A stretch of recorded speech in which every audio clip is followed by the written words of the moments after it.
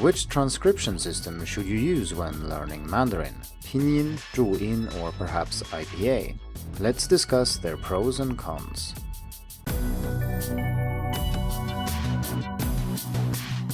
Hello and welcome to the Hacking Chinese podcast. In this week's episode, we are going to talk about transcription systems, or how we write down the sounds in Mandarin. And the most familiar system to most of you will be Hanyu Pinyin, but there are also other ones we are going to have a look at and see what pros and cons they have for you as a learner. Before I do that though, I'd like to announce that I've opened my pronunciation course for registration, and it will remain open until midnight Friday this week. That's August 21st. So if you want to take this opportunity to improve your pronunciation, make sure to enroll before then. This is a video course that covers all aspects of pronunciation, including tones, initials, finals, intonation, and prosody. This means that it's also suitable for beginners who want to get a good grasp and a good start when it comes to pronunciation, but that it's also useful for more advanced students who want to make sure they haven't missed anything. There's also a feedback option where you get direct feedback from me on your pronunciation, and this also works either if you're a beginner or if you're a more advanced student and you want to check what you should really prioritize or how good your pronunciation actually is. If you're interested in this, head over to pronunciation.hackingchinese.com for more details. And of course, if you listen to this after August the 21st, you will still be able to see information about the course, and there will also be an option to leave your email address so that I can notify you when the course opens again. Having said that, let's move on to transcription systems. And here there are a few things I want to say before I start comparing them. And the first is that you should learn pronunciation by listening and mimicking, not by reading on a page. It's still useful to be able to write sounds down or look sounds up without having audio though, but as a beginner you should really listen as much as you can. You shouldn't just read something and think you know how it is pronounced. There is zero reason to do that. And many of the most common problems among students come from the fact that they don't listen, they just read Pinyin as if it were English, and this is obviously not a good method. Another thing that's related to this that I also want to point out is that it's learning the sounds that is difficult in a new language. Learning to write the sounds is very easy. It's something you can do in hours. So learning a transcription system is not a challenge, generally speaking. It is learning the sounds in the language that can be a challenge. These two are often confused with each other, especially when it comes to Chinese pronunciation, and that's something we talked about in episode 38 if you want to know more about that. Now, just because it's easier to learn the spelling rules in Pinyin, for example, compared to learning the actual sounds and tones in Mandarin, that doesn't mean that everybody does it, and there are plenty of students who take shortcuts and, for example, use English words to approximate the pronunciation of Mandarin sounds, and this never works. This has also been covered on the podcast previously, and that was in episode 11. The most important thing is that whatever transcription system you use, make sure you learn it properly.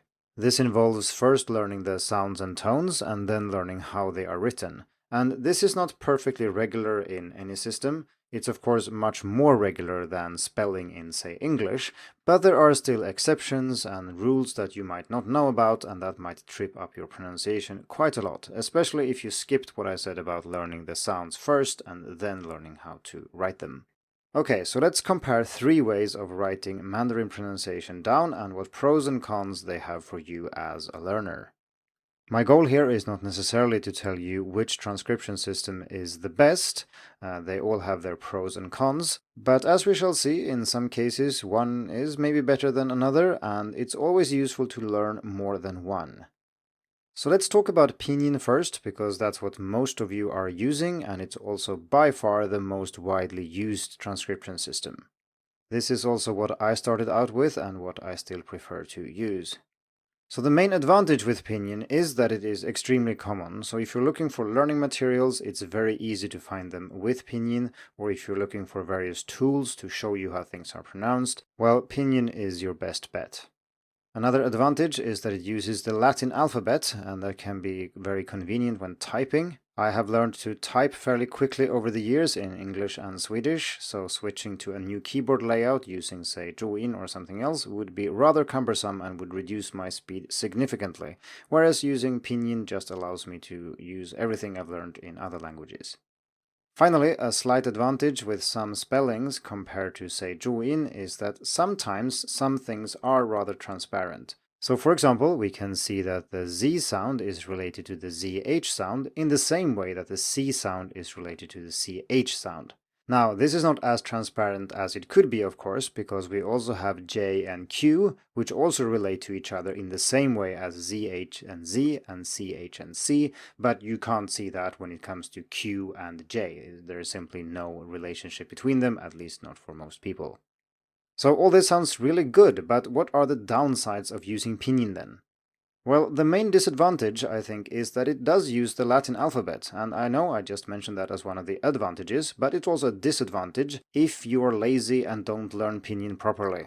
And this is actually most students I've ever taught. There are some spelling rules that people don't learn or don't internalize, and that will trip you up.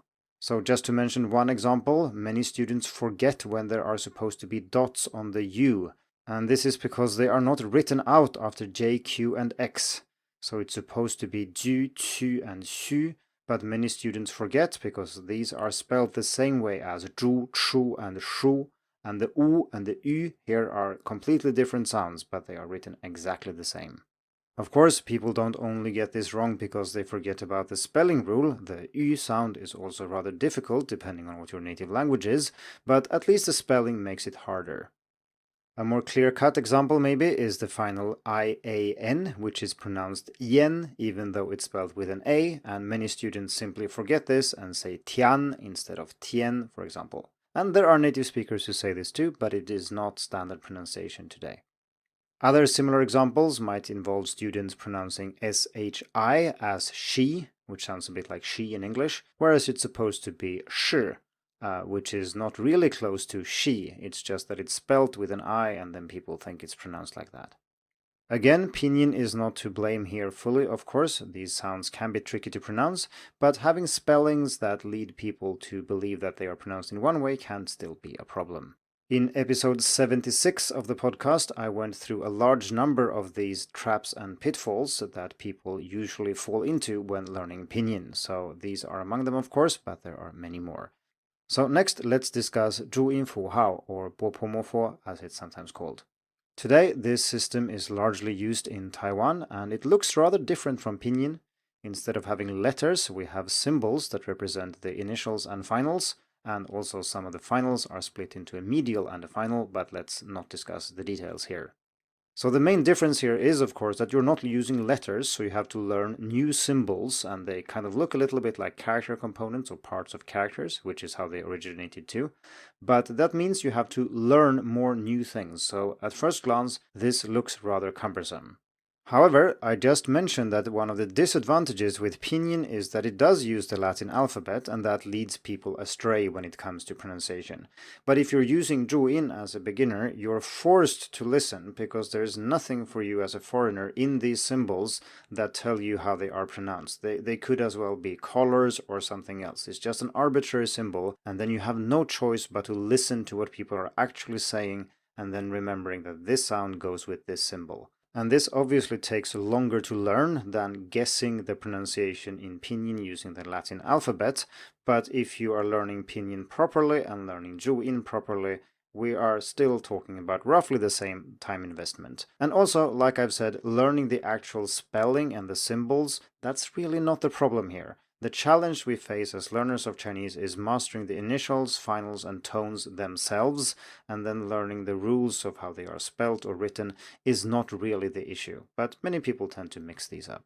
Another advantage with Zhuyin that I didn't really mention when it comes to Pinyin, but that is that as a learner, it's very hard to not look at the Pinyin when it's there on the page. Whereas if you have a page with both Chinese characters and Zhuyin symbols, it's much easier to ignore the Zhuyin and look at the characters because you haven't grown up learning any of these and they are on some level equally alien, as it were. So while I think that Zhuyin has certain advantages, I also think that it lacks the major advantages that Pinyin has. So for example, when you want to write or type, learning these symbols themselves don't really offer you any benefits for pronunciation, it's just something extra you have to learn. And there are also much fewer learning materials around using Zhuyin, and it's just generally a system that isn't used as much.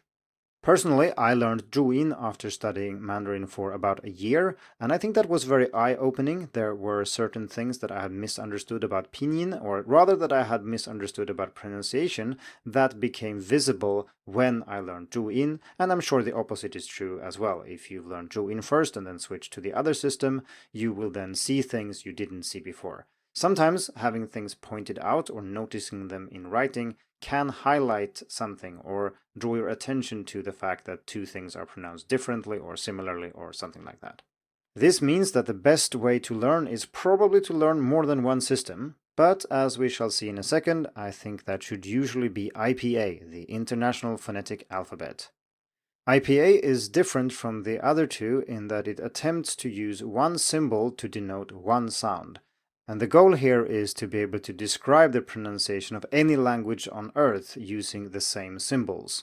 So if you see the same symbol used when describing Mandarin and English, for example, you can be relatively sure that the sound is, if not the same, then at least very, very similar. Whereas this is certainly not true when we're talking about Pinyin, for example.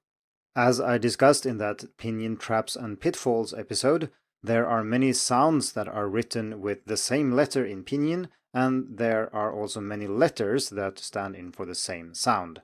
So, for example, the letter I in Pinyin can stand for 3 completely different sounds, and things like this don't happen in IPA.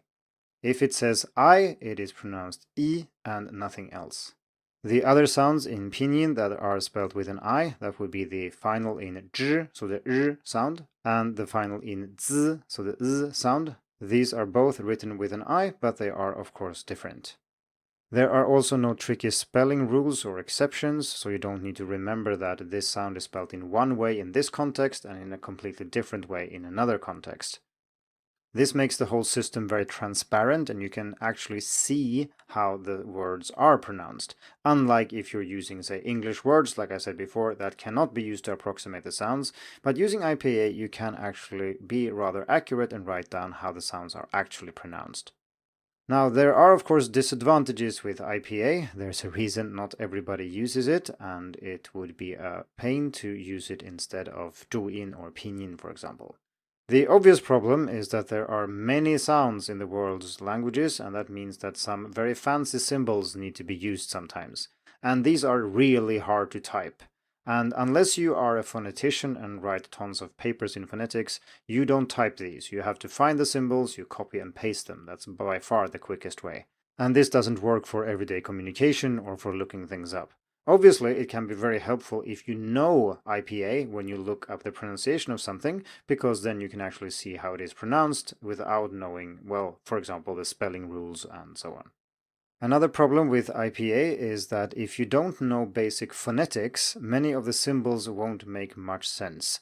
So, for example, we have aspiration in Mandarin, and that's written with a superscript H, and it's a puff of air that comes after some stops.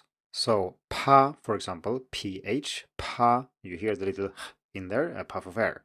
That's aspiration.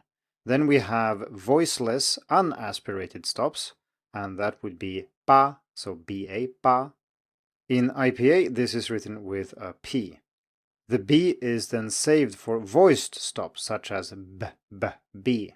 The problem here is that if you don't know how these things work in your native language, you maybe don't know exactly what voicing is, and aspiration is a new term, then it becomes rather tricky to figure out what the differences between these are, and you also miss out on one of the advantages of IPA, which is that you can compare between languages. So even if something were pronounced the same as in your native language, you wouldn't be able to see that if you don't also know the underlying phonetics and the symbols used for these sounds. Still, this doesn't mean you have to take a university course in phonetics to make sense of IPA. Some things are rather straightforward.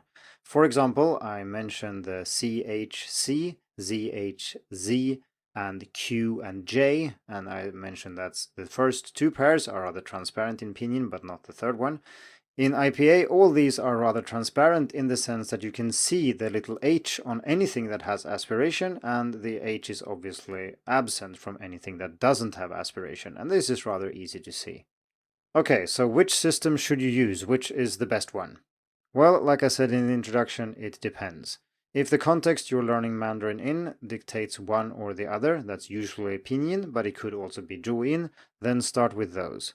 Then I think it also makes sense at some point to have at least a look at IPA to see how things are actually pronounced, and this can, like I said earlier also, open your eyes when it comes to how some sounds are actually related to each other, and things are rather systematic when you get down under the hood. In my pronunciation course, I use IPA and Pinyin, and of course I go through all the sounds, that includes all the initials and finals, for example, and I show how they are related to each other in a systematic way and allow you to build up the more complex sounds from the simpler sounds, making it much easier to learn them. So while you don't have to study the theoretical aspects of pronunciation in the course, the information is there if you're interested and if you think it will benefit your learning. Personally, I think that learning some theory when it comes to pronunciation can really boost your learning. As an adult, sometimes it is rather difficult to hear the difference or hear what people are actually saying, even if you pay close attention. And when you can see these things written down and you have the theory to understand what's going on, sometimes that actually makes it easier to hear when people are speaking, and then eventually also will help you pronounce these things correctly.